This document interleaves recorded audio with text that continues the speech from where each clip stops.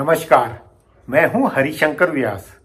आपका बिहार विधानसभा चुनाव 2020 में स्वागत है। पार्टियों व गठबंधन की संख्या में ये विधानसभा चुनाव बहुत गिचपिच है।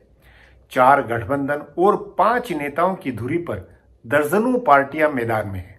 चिराग पासवान, पप्पू यादव, उपेंद्र कुशवाहा के वोटों से अन्य वोटों की गणित बनेगी। तथ्य है कि नीतीश कुमार व लालू यादव की धुरी के गठबंधन के बाहर भी अन्य पार्टियों को 30% वोट मिलते रहे।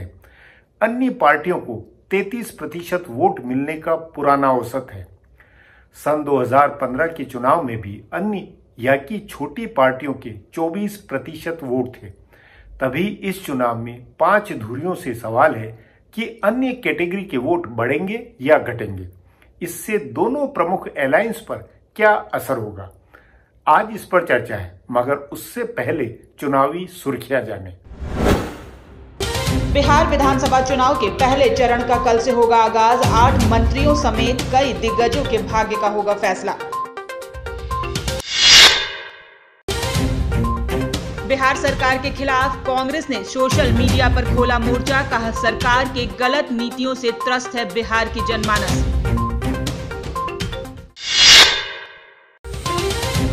बिहार में मुख्यमंत्री नीतीश कुमार ने लालू परिवार पर कसा तंज। कहा, 8-8, 9-9 बच्चे पैदा करने वाले कर रहे बिहार के विकास की बात। तेजस्वी ने कहा, नीतीश जी शारीरिक मानसिक रूप से थक चुके हैं।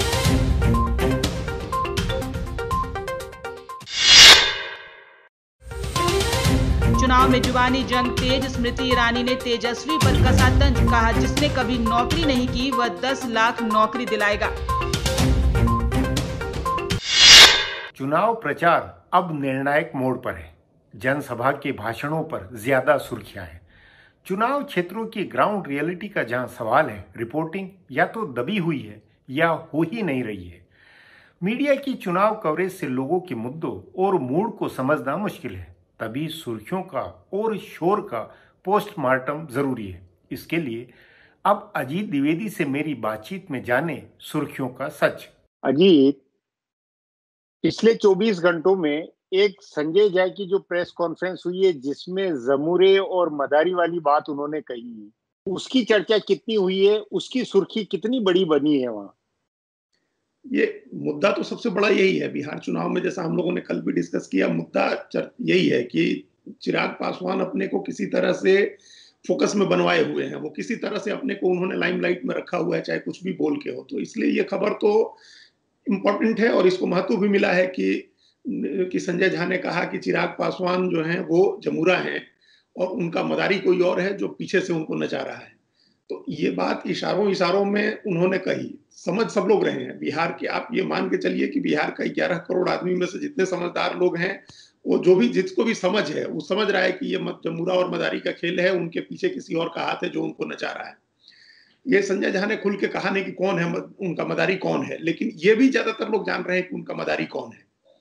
तो ये पहली बार हुआ है इस बहस के बीच में, ये पहली बार हुआ है कि जेडीयू ने तल्खी दिखाई है और इशारों में अपने सहयोगी को उसने बताया है कि हम जान रहे हैं कि चिराग पासवान जो कर रहा है उसके पीछे कौन है।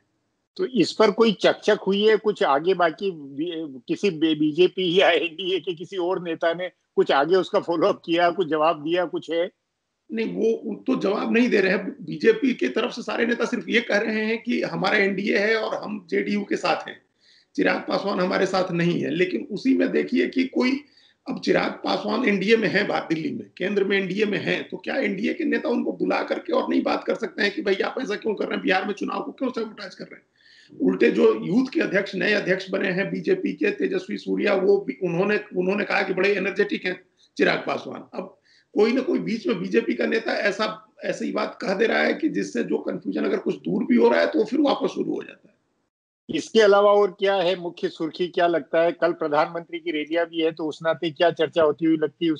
उसकी पूर्व तैयारियों में पक्ष विपक्ष की तरफ से क्या कुछ है? तो प्रधानमंत्री की कल की रैली को लेकर के तैयारियां तो जो चल रही हैं सो हैं। उनकी रैली से एक दिन पहले तेजस्वी यादव ने उनसे 11 सवाल पूछे हैं।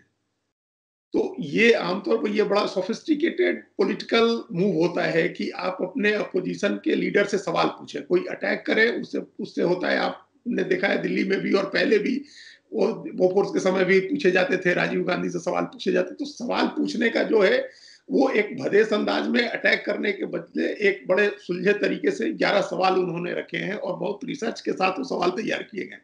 सारे सवालों का निशाना नीतीश कुमार पर है, लेकिन उसका जवाब मांगा जा रहा है नरेंद्र मोदी से। मतलब तेजस्वी के सवाल सचमुच में बहुत ही पुख्ता है और बहुत ही राजनीतिक तौर पर अर्थ वाले हैं। हाँ जी, बिल्कुल। जैसे उन्होंने ये याद दिलाया कि जब एम्स की मंजूरी, दरभंगा एम्स की मंजूरी 2015 में हुई थी, तो आज 5 साल क्यों लग गए, जबकि डबल इंजन की ही सरकार थी यहाँ, तो 5 साल क्यों लग गए काम शुरू होने में? चुनाव के ठीक पहले काम क्यों शुरू हो रहा है?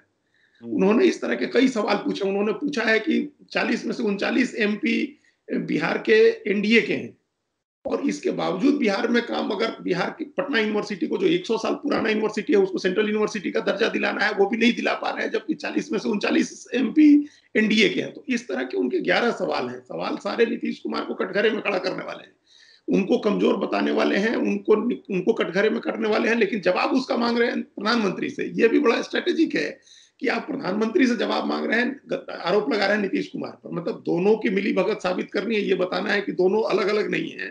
और दूसरा ये कि अगर कोई इनके भीतर का फ्रिक्शन है तो वो भी इससे जाहिर हो कि अगर कुछ इस पर बोलते हैं कल प्रधानमंत्री, तो वो क्या बोलते हैं। इसके अलावा कल मतदान का पहला चरण है, तो मतदान की जो मौजूदा सीटें हैं उसको लेकर वहां क्या विश्लेषण बन रहा है? ये पहला चरण ही बहुत मेक और ब्रेक वाला होगा, क्योंकि पहले चरण में जो सीटें हैं वो जनता दल यू की ज्यादा हैं, और जिन सीटों पर राष्ट्रीय जनता दल के साथ उनका सीधा मुकाबला है, और ये 16 जिलों में फैली हुई है। आप समझिए कि लगभग आधे जिले हो गए। बिहार में 38 जिले हैं, उसमें 16 जिलों में ये चुनाव हो रहा है 71 सीटों पर। तो जेडीयू की सीटें ज्यादा हैं, कंफ्यूजन सबसे ज्यादा इसी चरण को लेकर के है। तो इस चरण ये मेक और ब्रेक का होगा पूरे एनडीए के लिए भी, और खासतौर से जेडीयू के लिए। अगर इसमें मतदान के समय तक कोई ऐसी हवा बनती है, ऐसा कोई माहौल बनता है कि ये आगे निकल रहा है, ये पीछे, तो इसका असर अगले दोनों चरणों पर होगा।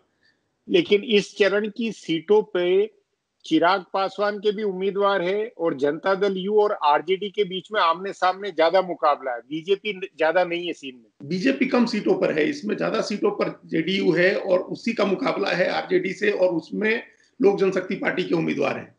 और इसका मैसेज होगा, इसके बाद बैक टू बैक चुनाव है, 3 तारीख को दूसरा चरण और 7 तारीख को तीसरा चरण। तो अभी जो मैसेज निकलेगा, उस मैसेज को अगर कोई डैमेज होता है, किसी को भी होता है, महागठबंधन को या एनडीए को, तो उस डैमेज को कंट्रोल करना फिर संभव नहीं हो पाएगा। जो हवा कल बनेगी पहले चरण के मतदान में, वो हवा, एग्जिट पोल तो नहीं दिखाए जाएंगे, लेकिन वो हवा बनती है और वो फैलती है पूरे प्रदेश में। अब एक ब्रेक लेते हैं। ब्रेक के बाद आज के विषय पर खरा खुलासा है।